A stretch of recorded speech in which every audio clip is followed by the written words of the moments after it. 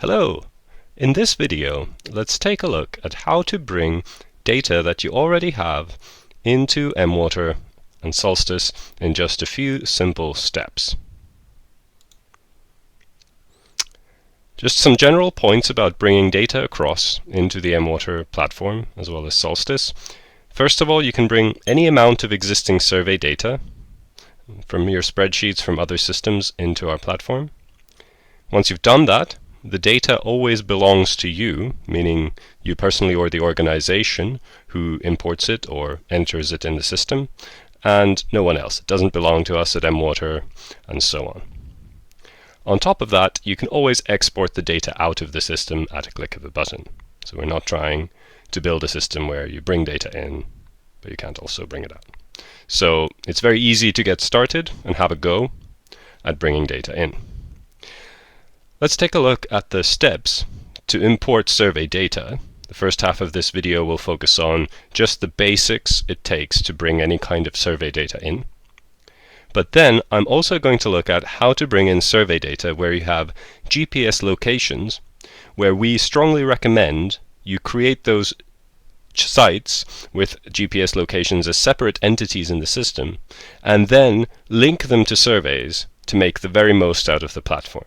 And we'll look at that detail in the second half of the video.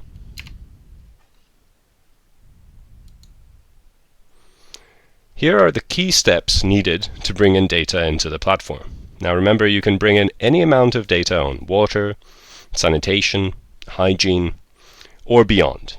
If you're going far beyond wash, you might want to consider using Solstice, our sister platform. But if you're sticking to water, sanitation, and hygiene, you may choose to use mWater. And the steps are always the same and fairly straightforward. Number one, you can design the survey in the portal. This creates the structure into which you can import the data. Now this designing always happens in the portal online through a mouse-driven interface. You can't import the design of a survey instead. That's important to keep in mind. Once that design matches what you want to bring in, we then create a deployment. This is necessary to set the permissions of who can enter that data and who can view that data. This is because an individual survey may have multiple deployments. You might have one group of people who need to see the data for a given country or region, and another group entirely who use the same structure, the same survey, but the permissions are relevant for a different region. So we create a deployment. Number three, once we've designed the survey and created the deployment, we can download the survey import template. This is just a spreadsheet with the columns that match the questions that you've designed. Then we fill that template with data you already have. So you can export something from an existing system. Maybe you have paper surveys and you want to put them into a spreadsheet, or maybe you've already done that. You just have your data in a spreadsheet. All you need to do is fill that template in appropriately. And once that's done, the final step is to upload the template through the Survey Responses tab, as we will see. This is the basic approach. It applies to all kinds of data, remembering that the surveys that you design in the portal can contain any amount of questions, varied sort. But do note that if you have GPS, geolocated data in your survey, we would strongly consider you make use of sites, which we will see later. So just to recap, first we designed the survey in the portal and create a deployment for it. Now we've got a structure into which we can import. We then download the template that gives us the structure in a spreadsheet. We fill that in and then we load it up. And we have the data in the system. So let's break that down into step-by-step follow along view. So here I've got some example data of just a basic water point survey. Very, very simple. I'm keeping it extremely basic here with a couple of columns of data. So let's say we visited a number of villages and gotten some information about the water points there. Here we only have the name of the water point, maybe the village name, the date of data collection, the type of the water point, and then some questions about that water point. Namely, was water available from that water point at the time of the visit? And does that water point need any repairs? And perhaps how many users there might be estimated that that point has. And you can have any number of these questions. You can have 200. It doesn't matter. This is just for example's sake. So we've got this data. What do we do first? We design a survey in mWater or Solstice so that the questions we create become the fields of data in the import. Let me show you how. I'm jumping into the website, into mWater portal. I'm going into surveys. I'm going to create a new survey.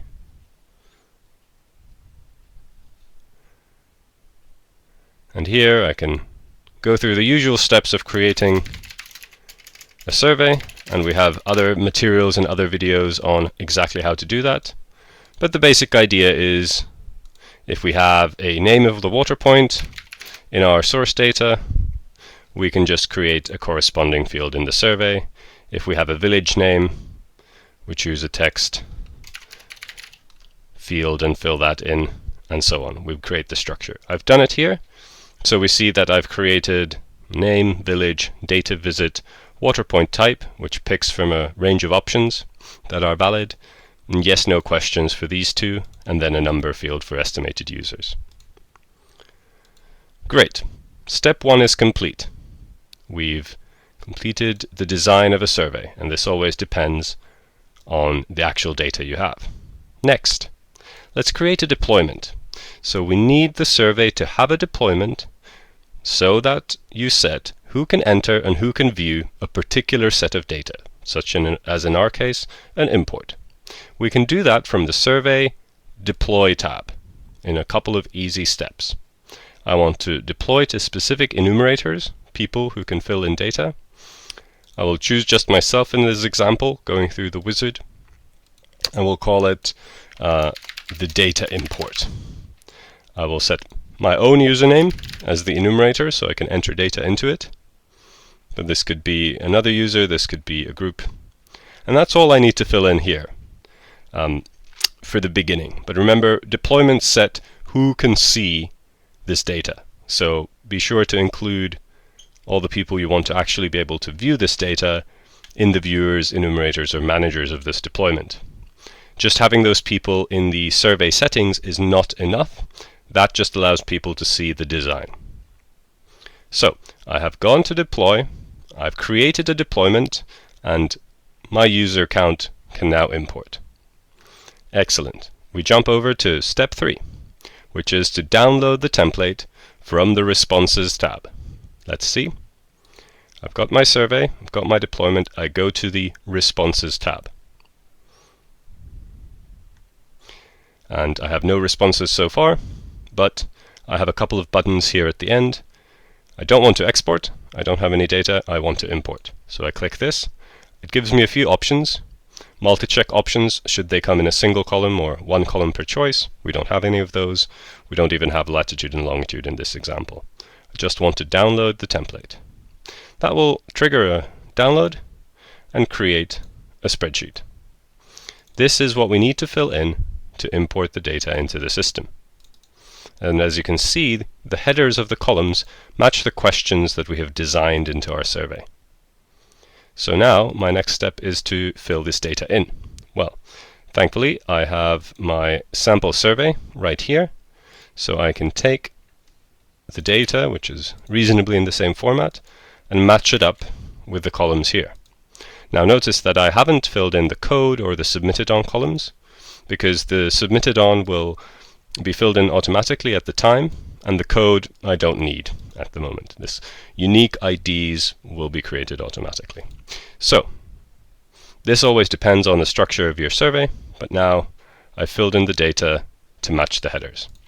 Let me save this file.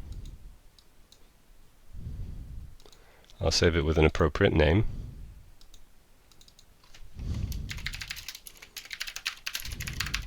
Water survey import. And now we've got the data in the format we need. We've completed step 4, and we're going to step 5, importing the template. And this happens through the same interface we were just looking at. So we're again in our survey, in the Responses tab, in the Import Responses window. And now we're completing this step. Now we see that we have to have a deployment to be able to import. We choose the one we want, we upload the data, and then we confirm. It goes through the process and we get a success message. Fantastic. So now we've got our survey in. You can have a beverage of your choice. And once you explore the data, you can see if you click into anything, the data is right there. And now you can do another import, or you can continue with field data collection, for example, as you like. But that only completes the first half of our video. This is the basic approach. This works for any kind of data. However, what if your data did come with geolocation data? So you have latitude, you have longitude. In this case, and very often if you're visiting water points, you might want to record the latitude and longitude. So I've got another example where we have that data included, otherwise the same set. In those kinds of cases, we as mWater strongly recommend that you import the part of the data that relates to the water infrastructure directly as a separate thing called a site, and then link your survey responses to those sites. Why would you want to use sites? I'll try and justify that a little bit. So taking a step back, what are sites in mWater and Solstice? Basically, they're infrastructure locations with a predefined set of properties to fill in. So that's chosen for you, and these are water points, water systems, schools, health facilities, businesses. So locations in the world that don't tend to move around, and people tend to want to know a certain amount of structured information about them. So for example, for water points, the name, the location, the water point type as per JMP definition, the installation date, things like that. For a school, you want to know if it's a primary school, secondary school, university, so on. So these sites exist in a separate database table with a couple of predefined properties. And making use of them has a number of benefits, and I'll highlight a few. First of all, they can reduce the effort you put into your data collection. Why? Because you won't need to record the same unchanging data over again. So imagine you have a survey and you run it maybe multiple times. Every time you visit the same place, you may need to ask the name of the water point and record the location and record the type, spending effort on it. But if you've mapped it as a site in mWater instead, it's always going to be there. And things like the water point type don't tend to change. So it only should need to be mapped once. The location of that well is unlikely to change. It'll be another well instead. So you can reduce your own effort by reducing the need for duplication of work. Number two, you can track your surveys across time. This is where the magic can really happen, because you can link surveys to sites on any visit. And that allows you to keep data up to date. You can always ask, okay, given this water point, what's our latest information on it? But not only that, you have access to the whole history of the visits to that site, as long as you have permissions to see that data. And then you can see how things have changed over time. So not only can you keep data up to date and keep doing visits, imagine a baseline, a follow-up, project completion, monitoring visits, or you can imagine regular visits as communities get visited over time. And you can track that all easily. You just keep linking those surveys to those sites. And the bigger vision beyond this is that as more and more people adopt mWater and Solstice, over 100,000 people now, the bigger benefit is for everybody, because the whole picture in the region you are working in can get more comprehensive and useful. I'll talk a little bit more about that. But the key concept is sites are separate things and you can link surveys to sites. Just to expand a bit on the point about building a more complete and useful picture over time, This is a bit of a vision of how mWater and Solstice facilitate collaboration. So let's imagine you're organization 1 and you are working on these WaterPoint sites that are relevant to your work. And you go and map the sites. That basic data you can choose to make available to the world. And then this region, where organization 1 has ultimately a full mapping of its WaterPoints. At the same time, or more or less, organization 2 is also using mWater to map its own WaterPoints. And organization 3 in region 3, in this simplified example, is doing the same. So as time goes by, everybody's doing their own work, and yet they're contributing something to a bigger whole. Nonetheless, the survey data that these organizations collect is always by default private to the organization themselves, so that if you're an NGO and you have donor reporting needs and ask a bunch of questions about communities, you can keep that to the relevant stakeholders. That doesn't become public to the world. Maybe you have organizational KPIs or any other information you're capturing in a survey. Then that's always private to you. The separation of data, as I've described it in mWater and Solstice, just makes it easy for you to share the things that kind of naturally deserve to be shared. And then, something for another video, you can complete surveys for those sites and ultimately even use indicators to compare key data across surveys, such as SDGs or KPIs, you name it. So that's a bit of a justification why you would want to use sites. Lowers effort, allows all kinds of longitudinal monitoring over time, and leads to this broader benefit of the whole ecosystem. So let's work through an example just to finish off this video. So here I've got an example set of data where we do have GPS included.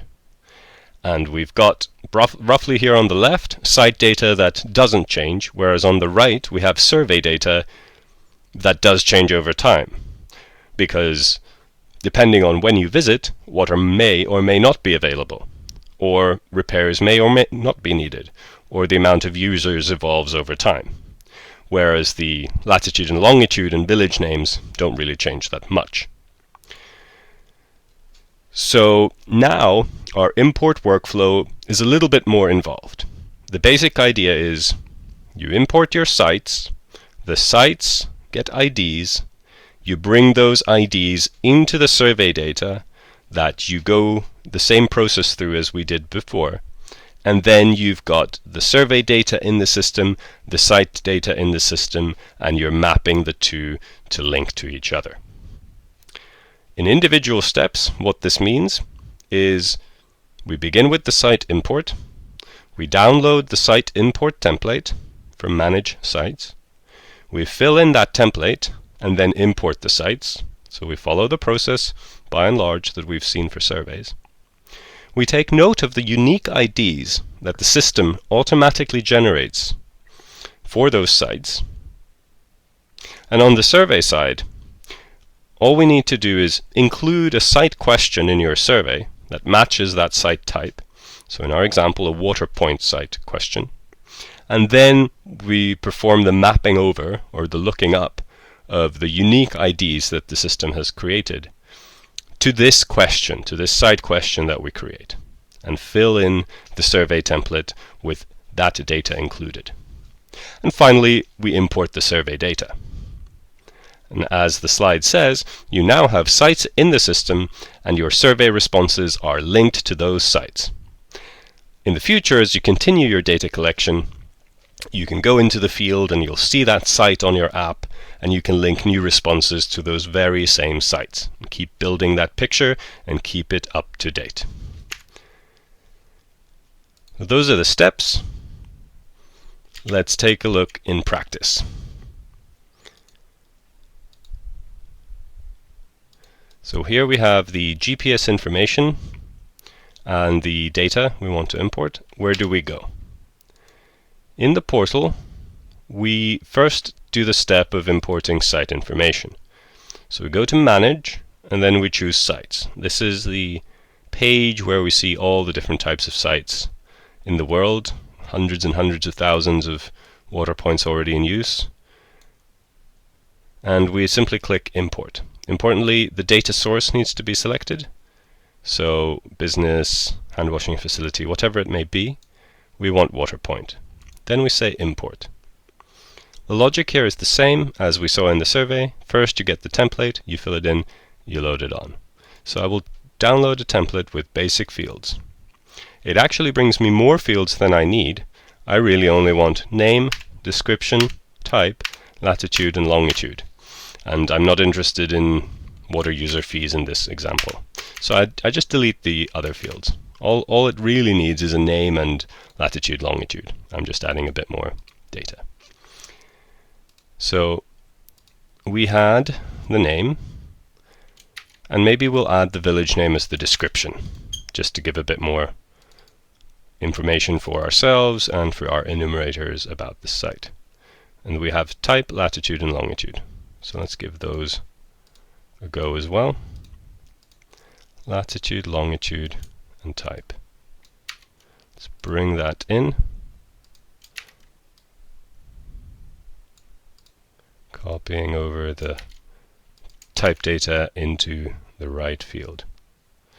So as you can see, these are just the basic properties in my example from that survey. Great. Now I'm going to save this as site import. I'm going to jump back into the portal. Now I can select the file I want to import, which I've just created. Except I think I'm just going to remove these other columns. There's a little bit of a fix. Great. So it was for some reason parsing those blank columns differently because I'm not using Excel, I'm using LibreOffice. If you're using Excel, you should be fine. Now I click Next, and it gives me this screen where I can map the options. So the name field I have becomes the name of the water point. The description becomes the description, the type becomes the type, and I see that my hand-dug well is not in a format, is not an option that the system expects. It's actually a protected dug well, according to the JMP definition. Otherwise it looks fine. And now I have a key choice to make regarding the privacy of these sites. Public, protected, or private. I'll quickly go through the options. Public means the site is visible for everybody and anybody can edit it. Protected means the site is visible for everybody, but only your organization can edit it. Private means only you can see the site, your organization, and only your organization can edit it. mWater recommends using protected in most cases. And then you can choose the organization that you're working for, or in my example, case just me.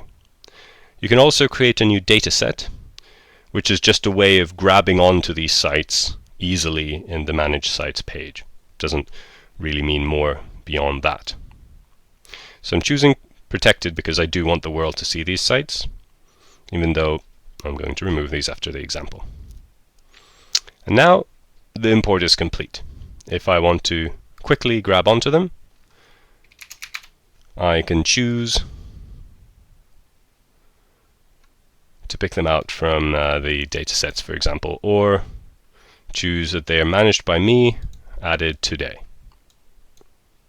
And we see that the points, all my example points are here in Kenya. Great. So now I have created the points, and as you can see, the system has assigned unique IDs to each of these sites. This is the magic word, the key that allows us to link these sites to surveys. So we will take a note of these. If you've got a lot, you probably want to export the data so that you can map over these unique IDs. That's what I'm going to do, and I will just export the columns in the list. That brings my site data into a nice Excel format. Back in my survey, what do we do? Well, the key step to make that link is to create a new question. Call it the water point question. Make it a site question. Which water point is this survey response for?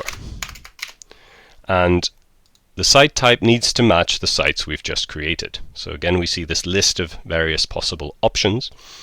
We created water points, so that's what we're going to roll with.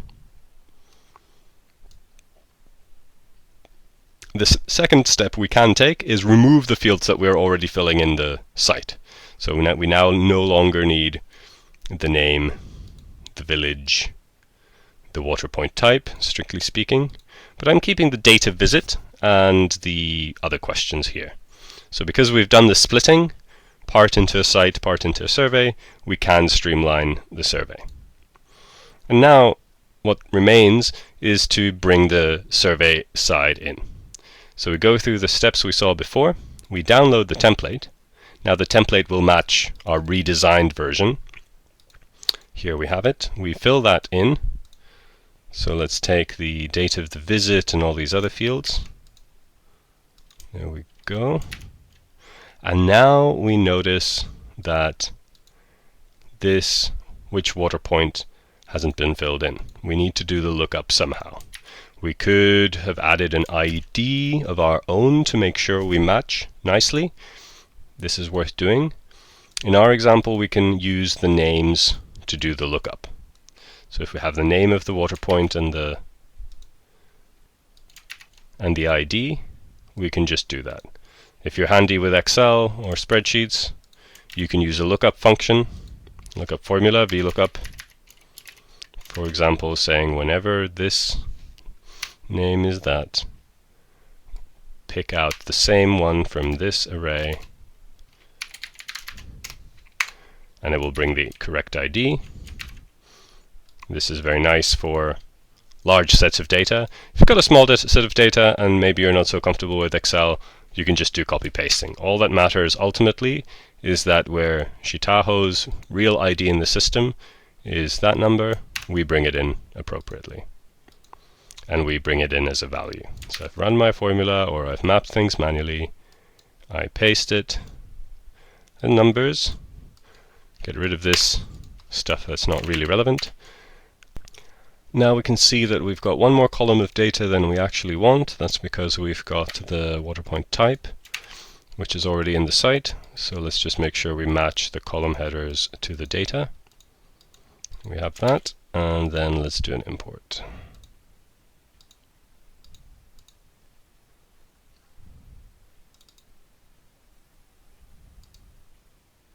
Perfect. We've now imported the data.